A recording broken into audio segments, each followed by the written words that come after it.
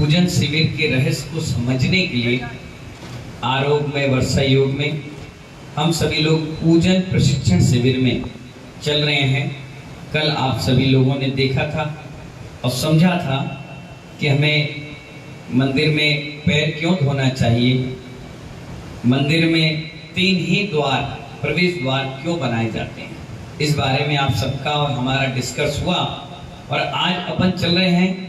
अब मंदिर में प्रवेश करते ही हमें बोलना क्या चाहिए।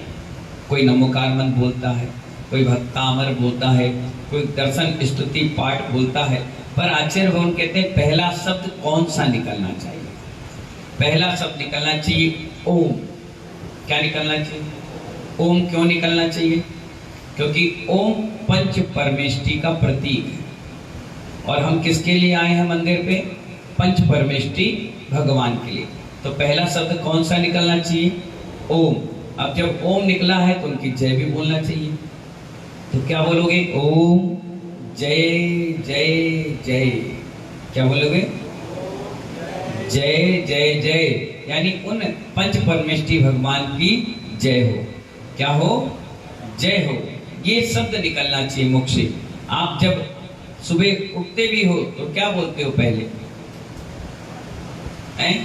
कुछ नहीं बोलते, गालियां देते हो, लड़ते हो, झगड़ते हो, अपने पेट पूजा के लिए, नहाने के लिए, खाने के लिए, पीने के लिए, सिर्फ आरम सारम अनर्थ दंड की चर्चा, इसके अलावा कुछ नहीं करते। इसलिए पूरा दिन आपका बेकार होता है। क्या बोलना चाहिए? राजेंद्र महाकाल। क्या बोलोगे? माइक देना इनको, माइक दो। क्या बोलोगे बताओ? तुम्हारा आंख खुले और तुम उठ करके बिस्तर में बैठे तो क्या बोलोगे? सबसे पहले हाँ, क्या बोलोगे? सबसे पहले तो भगवान का नाम लेना। हाँ, भगवान का नाम लेना चाहिए।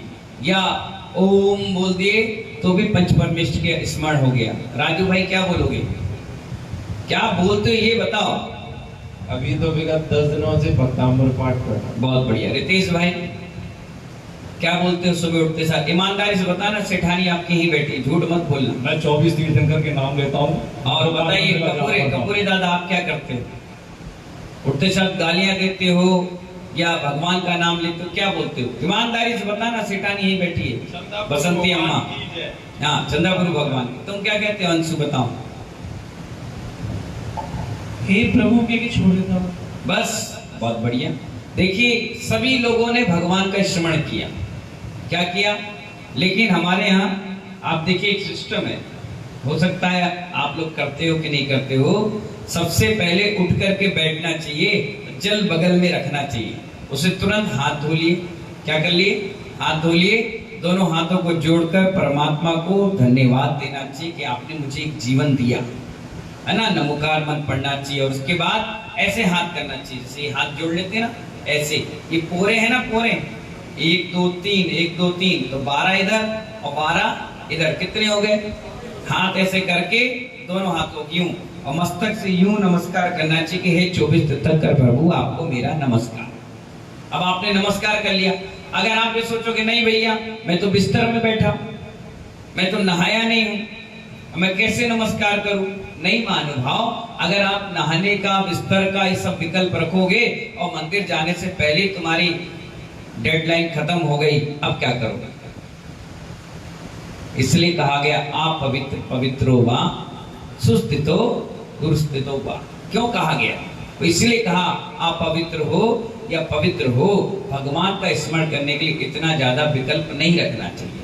आप तो भगवान का स्मरण करिए, हाथ धो लीजिए, मुंह धो लीजिए, भगवान का नमस्कार करके अब कोई भी काम प्रारंभ करें, कोई भी काम प्रारंभ करें। अब आपको ऐसा लगेगा कोई एनर्जी, ऊर्जा हमारे साथ चल रही है, अच्छा लग रहा है। हमने सुबह सुबह किसका नाम लिया?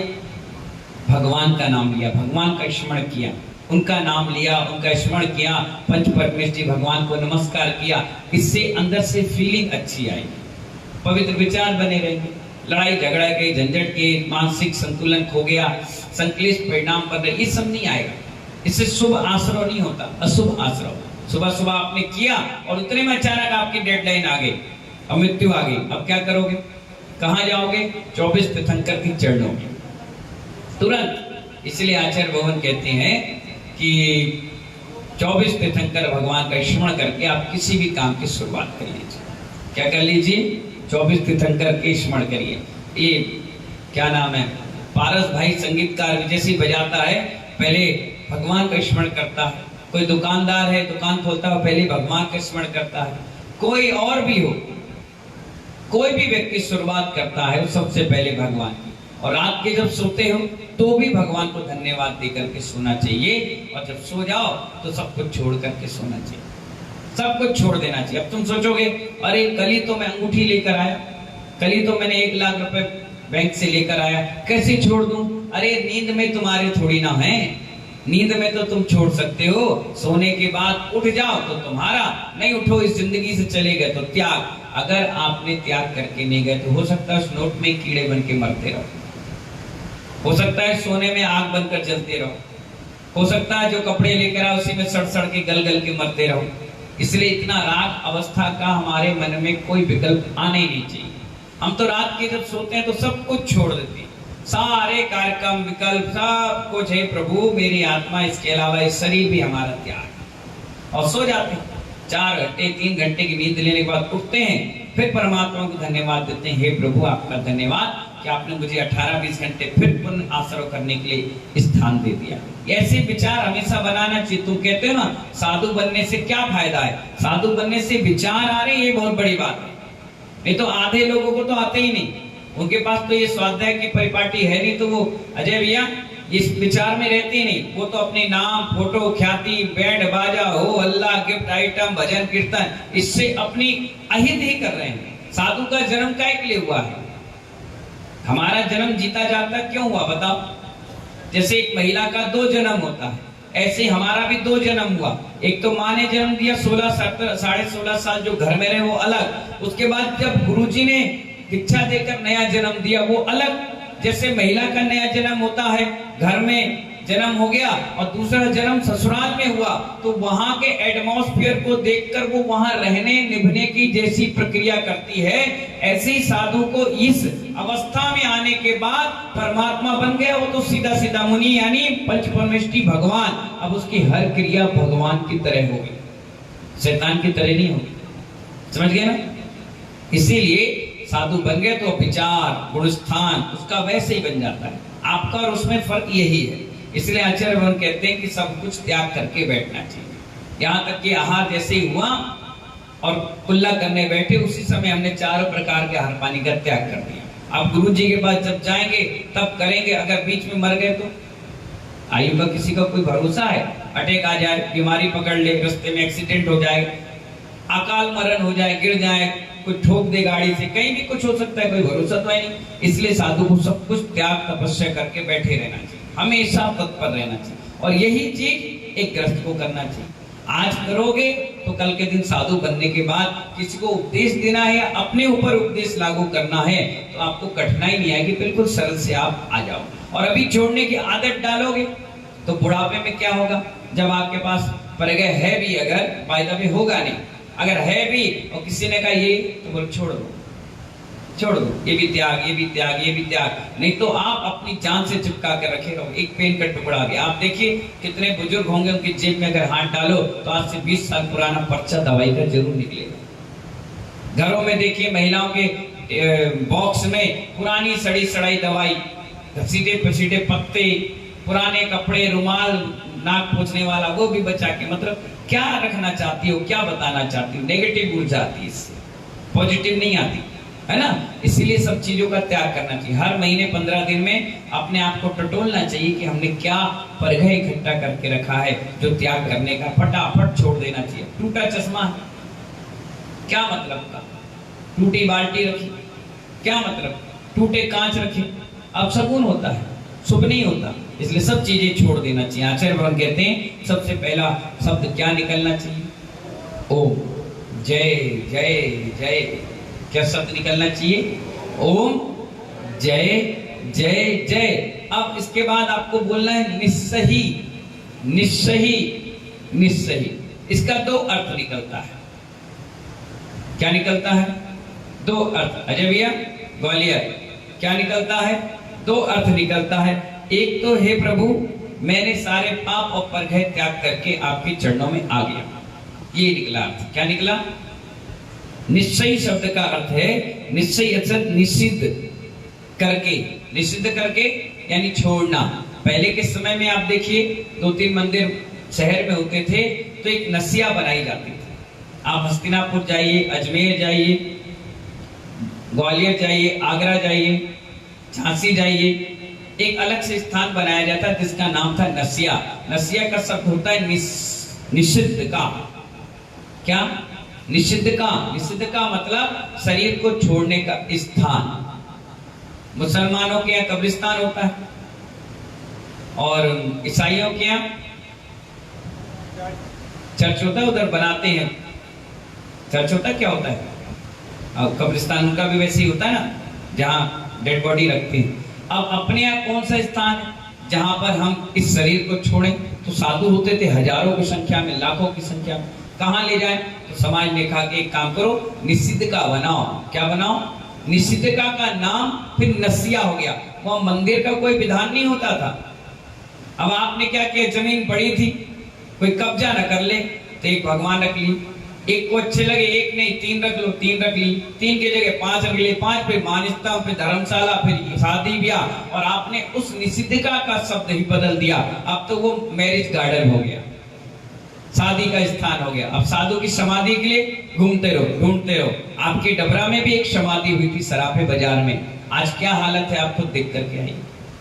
कोई देखने वाला नहीं, कोई पूछने वाला नहीं। एक अग्रवाल समाज का व्यक्ति मेरे पास आया, पत्रकार, और मुझसे कहने लगा, महाराज जी अगर आपको आपके प्रवचनों के माध्यम से उसका कुछ विस्तार हो जाए तो हो जाए। मैंने कहा देखो मैं सब्जेक्ट को बोल दूंगा, करे नहीं करे समाज की इच्छा, बाकी मैं डंडा लेके तो बैठूंगा नहीं। मैं तो चाहता हूं हमारी जैन मिलन स्वतंत्र बहुत अच्छी एक्टिव लोग हैं, उसकी साफ सफाई कराकर वहां पर कम से कम 24 तीर्थंकर के तीर्थंकर वृक्ष लगा दे, पानी डाल दे, व्यवस्था बना ले, सुंदरता दिख जाएगी, अच्छा लगेगा। जिस दिन थोड़ा अमाउंट इकट्ठा हो जाएगा तो अच्छी छतरी बना दो। आज वो साधु की समाधि की दुर्गति होगी तो कल तुम्हारी और हमारी भी तो होगी। है तो हमारी दिगंबर साधु, आज उसको हैंडल करो जितनी जल्दी हो, दशरक्षण से पहले उसमें वृक्षारोपण करो और लोगों को बताओ कि हमने उसको हैंडओवर ले लिया और बहुत अच्छी तरीके से उसकी तैयारी करें, कुछ पैसे इकट्ठे करो। ऐसे काम अगर आप करोगे तो समाज में आपको लोग बहुमान और सम्मान देंगे। वाह, आपने ऐसी चीजों को गोद लिया। जीर्णोद्धार है ये उस साधु का जिन्होंने अपने शरीर छोड़ दिया। अब आपके यहाँ नसिया है नहीं, व्यवस्था ऐसी है नहीं, तो निषिद्ध का नाम आया है। उसका क्या आया है? निषिद्ध। अच्छा डेवलपमेंट करो, कोई साधु आए तो उधर शौच क्रिया के लिए ले जाओ, बढ़िया दिखाओ, बैठाओ, योग ध्यान के सबसे अच्छा वहां बढ़िया लगेगा, बहुत अच्छा लगेगा, है ना। मैं तो गया नहीं कभी, कभी मैं भी जाऊंगा, आपके साथ चलूंगा, बढ़िया वृक्षारोपण 24 तीर्थंकर के, बढ़िया, ठीक है ना।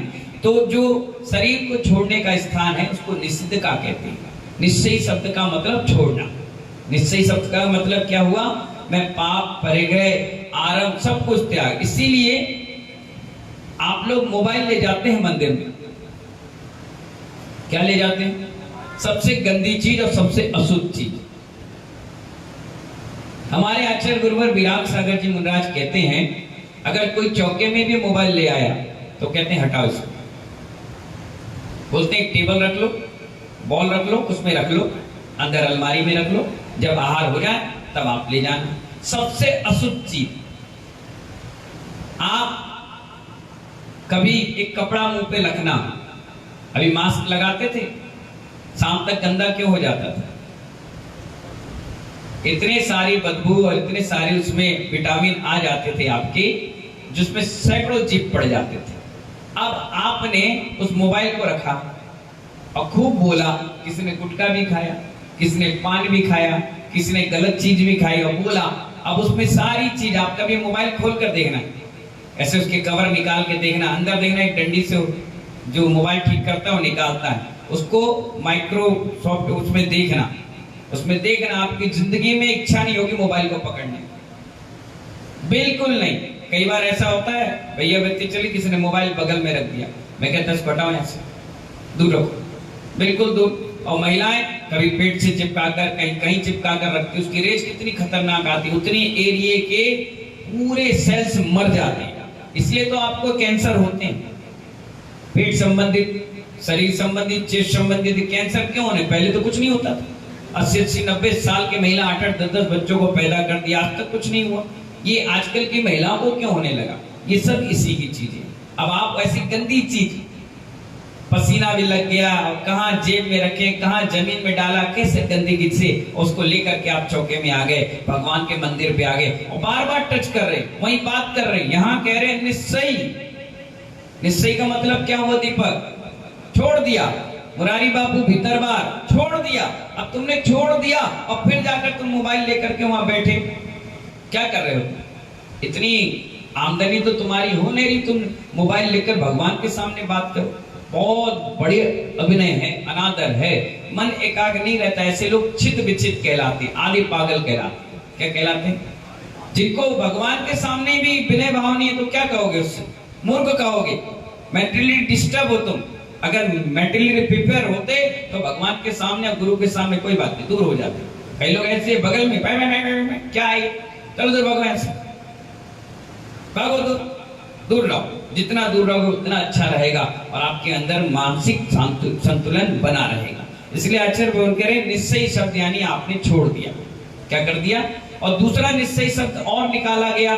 निश्चय शब्द का निश्चय शब्द का कि कोई अगर देवी देवता अदृश्य रूप में भगवान की भक्ति आराधना करने के लिए खड़ा है तो निश्चय बोलते हुए साइड हो जाएगा और आप आराम से सुगमता से दर्शन करके निकल जाएंगे। तो क्या बोलना चाहिए? ओम जय जय जय निश्चय।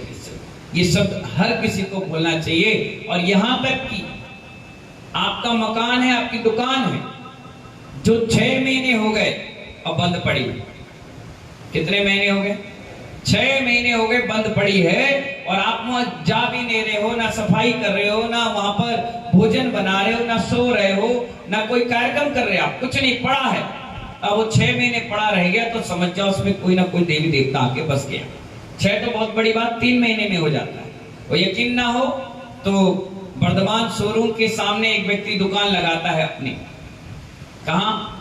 वर्धमान शोरूम देखा है मोदी जी का? वहां लगाता है एक व्यक्ति दुकान सामने और वो 10 दिन के लिए अपना ठेला हटा ले तो क्या होगा बताओ?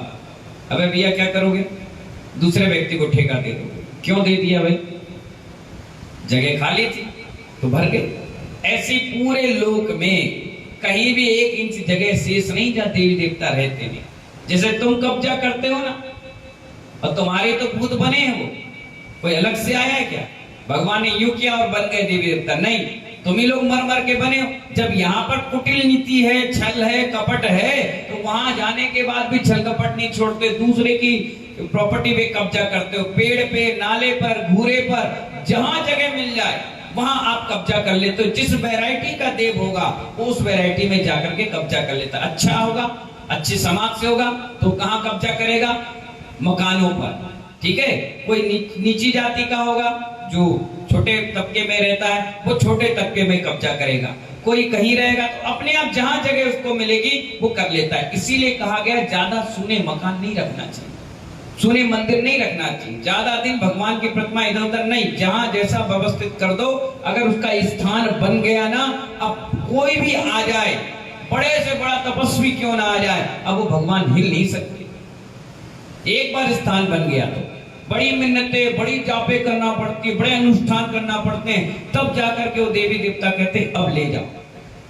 ले जाने नहीं देते। कई मूर्तियां ऐसी हैं मंदिर के मंदिर बन गए, नहीं हिले तो नहीं हिले, पूरी ताकत लग गई।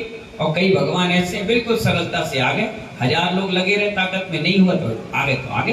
तपस्या का फल है, जाप का फल है। इसलिए महानुभाव आचार्य भगवान कहते हैं कोई भी मकान हो, दुकान हो, कहीं भी आप खरीदी करने भी जा रहे हैं ना बाजार में, तो वहां बोल कर जाइए निश्चय निश्चय निश्चय। अब वो मंदिर नहीं है तो ओम और जय जय का इस्तेमाल नहीं होगा। वहां क्या होगा?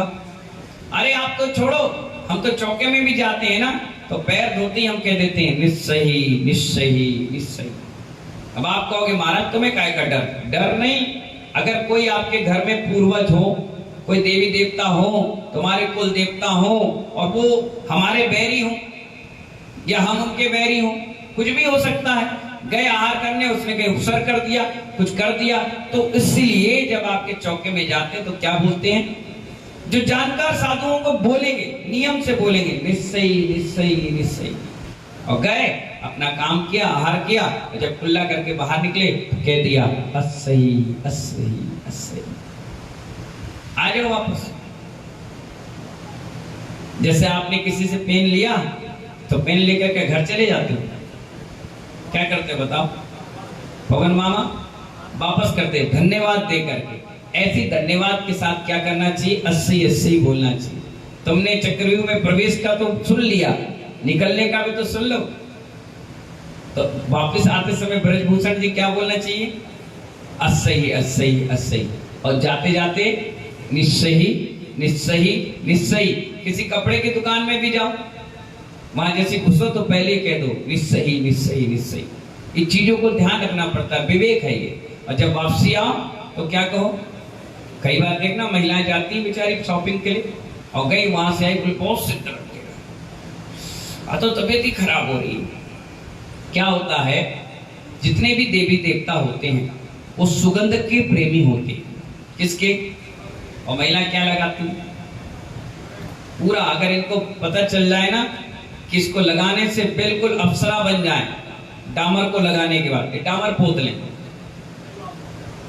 अगर इनसे कह दिया जाए कि गोबर पोत लो, गोबर से तुम एकदम ब्यूटीफुल ऐश्वर्या राय की 2 कॉपी दिखोगे, कल से गोबर ही पोत के आ जाएंगे। तुम बता भर दो इनको सुंदरता दिखने के लिए, पर ये नहीं कि सुंदर दिखने से होता कुछ नहीं है। वाणी में मिठास हो और गुणों में पवित्रता हो। गुण पवित्र नहीं है, लड़ेंगी सास के बाल खींच रही, धमाधम लड़ रहे, पति को मार रही, बच्चों को पीट रही, और सुंदरता चाहिए। कैसे मिल रहा है? सुंदर रूप से नहीं होता, गुणों से होता है। किससे होता है? गुणों से। गुण रूपवान होना चाहिए। काली कलुठी से क्या करना है? कुछ नहीं होने वाला। इसलिए क्या करती? इत्र लगाती हैं, मेकअप करती हैं, बाल खुले करती हैं, सुगंधता की चीजें लगाती हैं। जब मार्केट में निकलती हैं तो देवी देवता सुगंधता पे ज्यादा आकर्षित होते हैं। आप देखिए कई देवी देवताओं को बुलाना हो तो सबसे पहले जो तांत्रिक होते हैं वो इत्र मंगाते हैं, प्योर, वो छिड़कते हैं, फिर धूप करते हैं, फिर दीपक जलाते हैं। इससे वो आकर्षित होते हैं। क्या होते हैं? आकर्षित होते हैं। और फिर क्या होता है? वो जुट जाती है। इसलिए मंदिरों में अखंड ज्योत जलाई जाती है। क्या? अखंड ज्योत। वो ज्योत को देखकर, वो धूप को देखकर, घंटे की आवाज सुन करके लगता ही मंदिर है, ध्वजा को देखकर वो अपने आप आते हैं और उस मंदिर पे अतिशय चमत्कार करके चले जाते हैं। तो समझ गए कि नहीं समझे? इसलिए इत्र लगाकर, सेंट लगाकर ज्यादा ब्यूटीफुल बनने के चक्कर में अपनी ब्यूटी न खो दो। फिर घर आओ परेशान हो जाओ, जब से गए बीमार पड़े हैं, जब से गए नहीं, तुमने जो कार्यक्रम करके गए हो उसके कारण पूरी। और इसीलिए कहा गया अशुद्धि में महिलाओं को खास तौर से बाजार जाने नहीं चाहिए। क्या कहा मैंने? और सबसे ज्यादा महिलाएं अशुद्धि के समय फ्री रहती, रोटी बनाना नहीं, सब्जी बनाना नहीं, काम धंधा कुछ है नहीं, तो बोले चलो शॉपिंग कराएं। पूरे घर भर का सामान, पूरे काम, और तो और इतने पागल जैसी हरकतें करती हैं। जब भी अशुद्धि से रहेंगी तभी घर की सफाई करेंगी। आप कुछ नहीं है तो सफाई कभी नहीं करना चाहिए। एक स्थान पर दीवार के साइड मुंह करके भगवान से कहना चाहिए, हे प्रभु मुझे कौन सी पर्याय दे दी जो 5 दिन तुम्हारे दर्शन नहीं हो रहे, 5 दिन हमें स्वाध्याय नहीं मिल रहा, 5 दिन हम पढ़ नहीं पा रहे, कैसा कर्म का उदय है। अपने इस पर्याय को धिक्कारना चाहिए, तब जाकर स्त्री पर्याय का छेद होता है। ये नहीं कि 5000 की मूर्ति रख दी तो हम भगवान बन जाएंगे, बन गए तुम्हारे सैकड़ों आ गए, ऐसे नहीं होता। इसलिए शुद्धता विशेष ध्यान रखा गया है। आप अशुद्धता से जाएंगे तो नियम से बीमार पड़ेंगे, बाद में हैरान और परेशान होंगे, तो हम भी कुछ नहीं कर सकते। इसलिए कौन सा शब्द बोलना चाहिए? है निश्चय निश्चय, और आते आते अस्सी अस्सी। अगर कुएं पे भी गए, तालाब में गए, नदी में गए, स्विमिंग पूल में नहाने धोने गए, क्यों? क्योंकि ठंड में कोई स्विमिंग पूल जाता है क्या? बारिश में कोई स्विमिंग पूल जाता है? जब गर्मी पड़ती तभी। अब महीने, 2 महीने, 4 महीने स्विमिंग पूल भी खाली पड़ा है, वहां भी देवी देवता आ गए। इसलिए आप देखिए जहां भी आप कोई नया काम चालू करते हो, अगरबत्ती लगाते हैं, धूप बत्ती लगाते हैं, दीपक लगाते हैं, वहां के देवी देवता आकर्षित रहें और खुश रहें, इसलिए सब क्रिया करते हैं लोग। तो इसीलिए अपन को क्या करना चाहिए? निश्चय निश्चय सबसे बड़ा अपने पास हथियार है, वो बोलकर। मैं पंडाल में भी आया ना, तो मैंने क्या बोला? पहले बोल दिया मुझे मालूम है मैं जाऊंगा कोई ना कोई आ जाएगा। अभी रितेश तुम उठकर पीछे चले जाओ, 5 मिनट नहीं लगेगा, 5 मिनट में कोई आके बैठ जाएगा। जब इंसान नहीं छोड़ रहा, वो तो ताकतवर देवी देवता है, वो कैसे छोड़ देंगे। आप मंदिर में जाओ, घुसो, आपको एहसास हो जाएगा इस मंदिर में कोई ना कोई है। इसीलिए अपन को क्या बोलना चाहिए, निश्चय निश्चय। अब स्वाभाविक है, आप दर्शन कर रहे हो, मैं आपको धक्का देते हुए निकल जाऊं, तुम्हें गुस्सा नहीं आएगा? आएगा कि नहीं आएगा? अब वो भक्ति कर रहे हैं, तुमसे अच्छी कर रहे हैं, काल्पनिक नहीं कर रहे हैं, ओरिजिनलिटी कर रहे हैं, पूरे ओरिजिनल चीज कर रहे हैं, वो कर रहे हैं और तुम डिस्टर्ब करो तो क्या करेंगे? वो उठा उठा के पटकेंगे, परेशान करेंगे, लड़ाइयां करा देंगे, दिक्कत करेंगे, कहीं ना कहीं तुम्हें ऐसा कर देंगे, तुम्हारा 1% भाव नहीं लगेगा, जैसे को तैसा।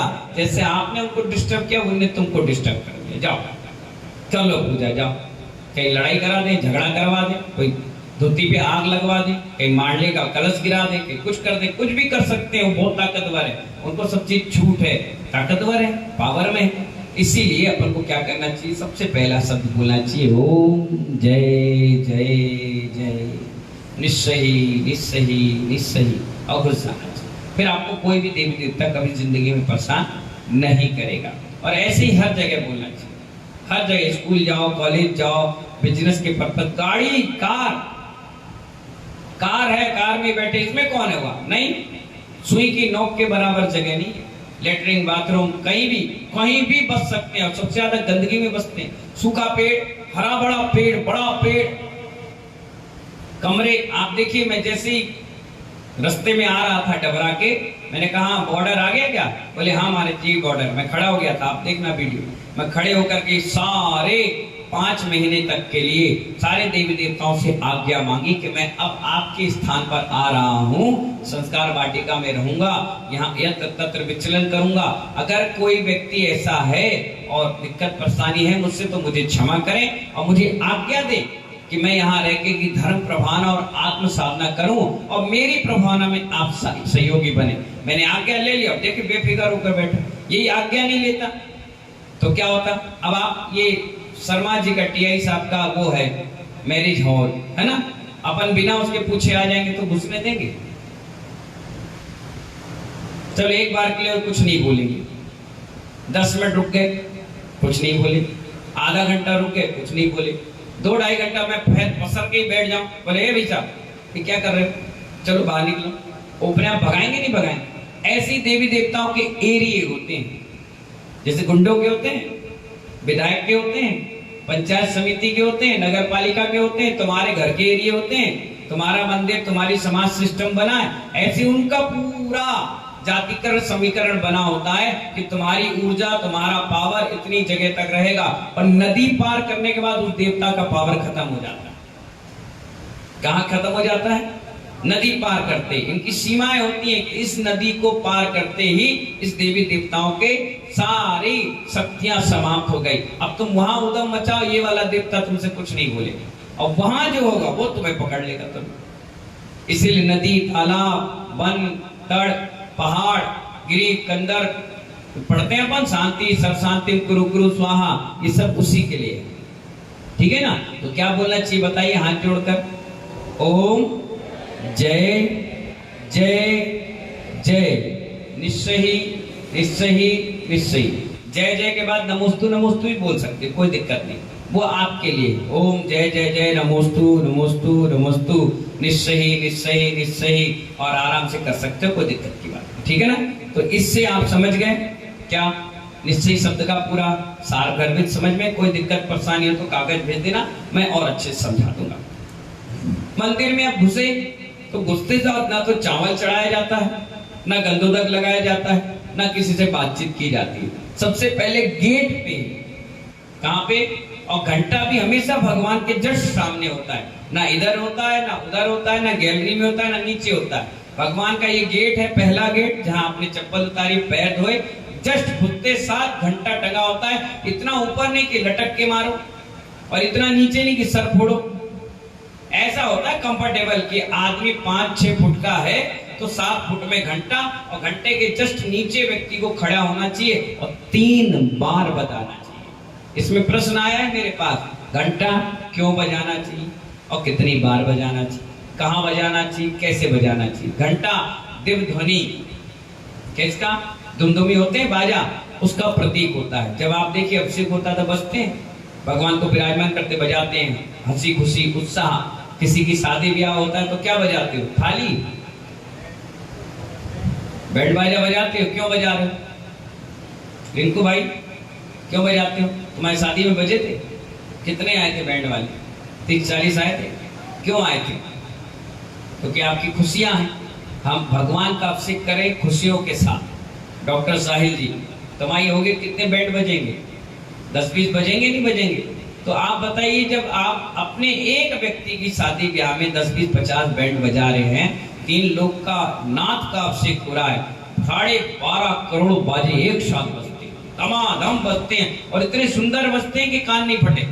कोई दिक्कत परेशानी, बहुत सुंदर सू सू पूरे चीज जुड़ी होती है, असबू कुछ नहीं होता।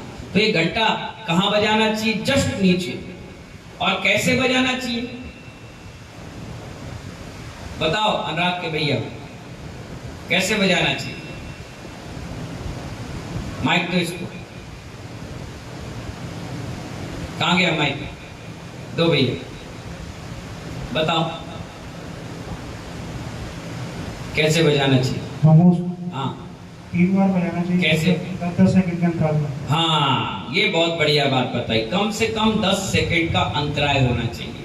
जैसे एक बार आपने बजाया टन, और ये निगाह बैग में नहीं, ये निगाह किसी और को नहीं, ये निगाह मोबाइल घड़ी या टाइम पे नहीं, ये निगाह सिर्फ भगवान पे होना चाहिए। तब तो घंटा बजाना सार्थक है, अन्यथा बेकार है। हमने मन एकाग्र करने के लिए घंटा बजाया ना, बैठो, मन एकाग्र करने के लिए बजाया। अब मन एकाग्र करने के लिए घंटा बजाया, और तुम्हें सामने भगवान की जगह तुम्हें पत्नी दिख रही, बच्चे दिख रहे, परिवार दिख रहा। अब घंटा बजाने के बाद अब तुम्हें पूरे मंदिर में वही चीज दिखेगी जो तुम्हें घंटे बजाते हुए दिखी। इसलिए किसको देखना चाहिए? जस्ट भगवान को देखिए।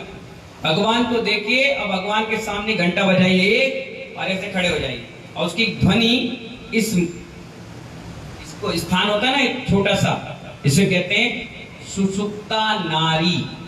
क्या कहते हैं इसको?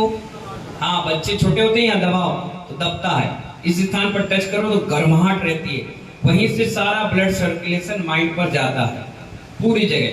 ये उठा हुआ रहता है तो समझ जाओ वो व्यक्ति बहुत ज्यादा चिंतनशील है, ज्ञान ध्यान में लगा रहता है। जिसका दबा और चपटा रहता है वो समझ जाओ भोग विलास में लगा हुआ है, उसका चिंतन शैली सही नहीं। इसलिए हर तीर्थंकर का यहाँ देखना ये स्थान उठा हुआ होता है जिसपे अपन संस्कार करते हैं, है ना।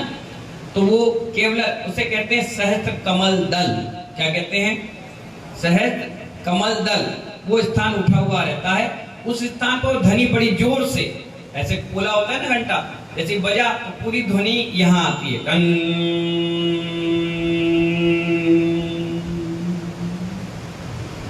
10 सेकंड हो गए, तुम भगवान को देखते रहो, इधर उधर देखो ही मत, टोटल भगवान। फिर 10 सेकंड हो गए, फिर बजाओ टन, फिर खड़े हो जाओ।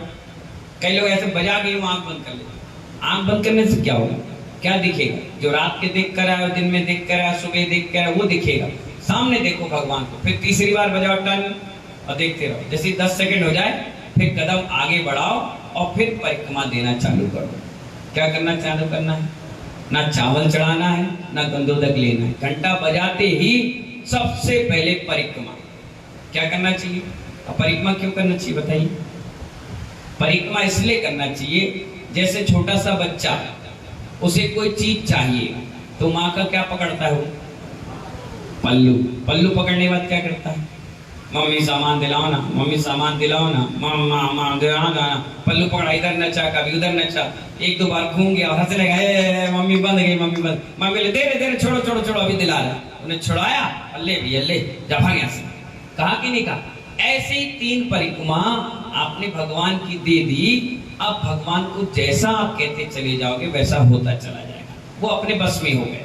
जैसे मुनि महाराज मुद्रिका लेके खड़े हुए, तुमने 3 परिक्रमा दी, बोले इधर चलो, इधर चलने का, इधर चलो, उधर चलो। उन्होंने कहा बैठ जाओ, बैठ गए। खड़े हो जाओ, खड़े हो गए, लो लो और जाओ। किया कि नहीं किया? आपने पकड़ लिया।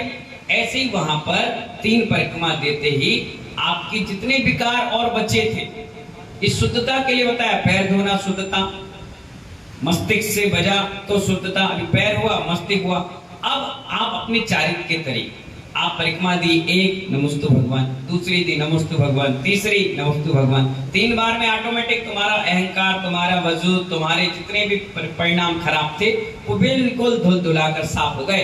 अब तुमने नमोस्तु कर बैठ कर नमोस्तु किया। ये होती झुकने की प्रक्रिया। एक बार पानी छान लिया और पी लिया नहीं, 3 बार छानो, 4 बार छानो, 5 बार छानो। जितना छनेगा उतनी प्रोटी आती जाएगी। इसीलिए पहले आप घर में भाव बनाए, फिर द्रव लेकर आए, फिर पैर धोया, फिर घंटा बजाया, फिर 3 परिक्रमा करी, फिर नमोस्तु करा, फिर द्रव चढ़ाई, फिर गंधोदक लिया, फिर जाप करी, फिर पूजा करी। इतनी सारी प्रक्रिया के बाद हमारे परिणाम 10-20 सेकंड में लग जाए, बहुत बड़ी बात। इसलिए तो कहा गया ये अनंत उपवास का फल सिर्फ घंटा बजाने से थोड़ी ना मिल जाएगा या पैर धोने से मिल जाएगा। इस सारी प्रक्रिया से गुजरना पड़ेगा, तब जाकर के प्योरिटी मिलेगी। तुम सोचो कि दूध उबाले और मलाई में घी मिल जाए, नहीं मिल सकता। पहले गाय को पालो तो ढंग से, गाय को पालो, उसे गंदा मत खिलाओ, ढंग से खाना पीना खिलाओ। जब वो खा पी ले तो सुबह दूध निकालो बड़ी शुद्धता से, फिर गर्म करो, फिर मलाई निकालो, फिर मलाई को अटपहरा बनाओ, फिर उसे गर्म करो, गर्म करने के बाद फिर घी निकलेगा, निचोड़ो, बचाओ, फिर जाकर प्योरिटी मिलती है। ऐसे थोड़ी ना मिल गई कि दूध उठाया बना लिया घी, नहीं, उसके लिए मेहनत करनी पड़ती। इसी प्रकार 10-20 सेकंड के भाव बनाने के लिए इस सारी प्रक्रियाओं से गुजरना पड़ेगा, तब जाकर आपका प्रोडक्ट बनकर तैयार और भाव निर्मल होगी। और हल्का सा तुमने गुस्सा किया, क्या किया? कांच का महल तो बनाना सरल है, लेकिन दुश्मन तुमने बना ले तो एक पत्थर लगेगा पूरा धराशायी। तुम उसे जेल डालो, उसे पकड़ो, वो बात की चीज है, लेकिन चीज तो तुम्हारी नुकसान हो गई। एक बार किसी ने परिणाम खराब किए, कितने 6 घंटे तक परिणाम फिर लगते नहीं। क्या बोलो बोलो? और तुमने पूरी पूजा में 4, 5, 8 बार परिणाम खराब किए तो समझ जाओ पूरा दिन तुम्हारा सत्यानाश हो। और मंदिर में करें और कहां जाओगे? कहीं व्यवस्था आपको मिलने वाली नहीं है। इसलिए आचार्य कहते हैं, आज के 2 प्रश्न बहुत प्यारे थे कि मंदिर जाते ही क्या करें, क्या बोलें, कैसे क्या करें। वो प्रक्रिया आपने सीख ली, निश्चय, नमोस्तु नमोस्तु, जय जय, सब चीज सीख ली। अब इसके बाद आपने सीधे परिक्रमा दे ली और घंटा भी बजा लिया 3 बार। कितनी बार? 3 बार। सब चीज 3 इसलिए सम्यक दर्शन ज्ञान चारित्र करी मोक्ष मार्ग, 3 लोक के नाथ हैं, है ना। और जब भी कोई काम होता है तो अपन क्या बोलते हैं? दौड़ होगी तो क्या बोलते हैं? 1 2 3 ठान दौड़ जाओ।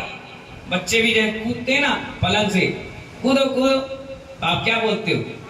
1 2 3 4 बोलते हो, 5 बोलते हो, 10 गिनते हो, कितना बोलते हो? बोलो 1 2 3 कूद जाओ। बच्चा भी कूद जाता है, कूद जाओ। तो 1 में जोश भरा, फिर 2 में जोश भरा, फिर 3 में जोश भरा। ये जोश भरने के लिए मंत्र होते हैं, 1 2 और 3 कूद जाओ। तो ऐसे ही 1 2 3 उसमें होता है। 1 परिक्रमा, 2 परिक्रमा और 3 परिक्रमा। ये सामान्य और सरल भाषा में है कि बच्चे भी समझ जाएं, क्योंकि हर व्यक्ति को मैं पढ़ा रहा हूँ। इस फेसबुक और यूट्यूब के माध्यम से लाखों लोग पढ़ रहे हैं, सुन रहे हैं, देख रहे हैं। तो कोई भी सुने, जैन हो अजैन हो, उसको समझ में आ जाए कि जैन मंदिर का क्या प्रभाव है। इसलिए लोग विशेषकर मंदिर में दर्शन करने बड़ा डरते हैं, हिचकते हैं, अरे क्या होगा। डरना नहीं चाहिए, स्वाभाविक भाव में जाना चाहिए, सहज परिणाम में जाना चाहिए। जैसे आम है सहज रूप में पकता है, जबरदस्ती नहीं पकाया जाता। जिसको जबरदस्ती पकाया जाता है वो बेस्वाद रहता है, और जो नेचुरल पकता है वो सुस्वादु और शरीर के लाभदायक होता है। ऐसे ही नेचुरल आप मंदिर जाएंगे तो आपके भाव बिल्कुल प्योरिटी से लगेंगे, और जबरदस्ती आपको भेजा जाएगा तो 2% भी पुण्य नहीं मिलेगा और बेकार हो जाएगा। इसलिए आचार्य कहते हैं मंदिर में घंटा बजाना चाहिए और निश्चय शब्द बोल करके प्रवेश करना चाहिए। 2 प्रकार से आप समझ जाइए। इसको मैं सिद्धांतिक भी समझा रहा हूं। ओम का अर्थ परमेष्टि से है। हे परमेष्टि भगवान, आपकी जय हो, जय हो। अब जगत के सारे पाप पर गए आदि को निश्चय यानी निश्चितता करके छोड़ करके पवित्र स्थान पर मैं प्रवेश कर रहा हूँ, क्योंकि आप समस्त परिगय और पाप से मुक्त हैं। किसके पास जा रहे हैं? जिन्होंने छोड़ा है उन्हीं के पास, है ना। इसलिए मैं आपको बारंबार नमस्कार और नमस्तु करता हूँ, प्रणाम करता हूँ, ताकि मैं आपके सामने पाप रहित परमात्मा हो सकूं। क्योंकि मंदिर हम भगवान बनने के लिए जा रहे हैं, ना कि शैतान, ना श्रावक, ठीक है ना। एवं निश्चयी शब्द के उच्चारण का तात्पर्य यह भी प्रचलित है कि यदि कोई भगवान के दर्शन हमसे पहले कर रहा हो, मनुष्य हो या कोई देव हो, तो वो हमारे निश्चयी शब्द को सुनकर दर्शन करने के लिए हमें स्थान दे दे, अर्थात सावधान हो जाए, जिससे मेरे माध्यम से पूजा भक्ति में उनको कोई बाधा ना आए। ये तो हो गया मंदिर जाते ही क्या बोलना चाहिए। अब घंटे के बारे में सैद्धांतिक समझिए, घंटा क्यों और किस लिए बजाना चाहिए, क्या कारण है, वैज्ञानिक रीजन बताइए। घंटा समोषण में बजने वाली देव दुमदुमी का प्रतीक है। क्या है? देव दुमदुमी जो बजाते हैं ना, 12.5 करोड़ बाजे, अब इतने तो बजेंगे नहीं, अपन को यही समझना चाहिए ना।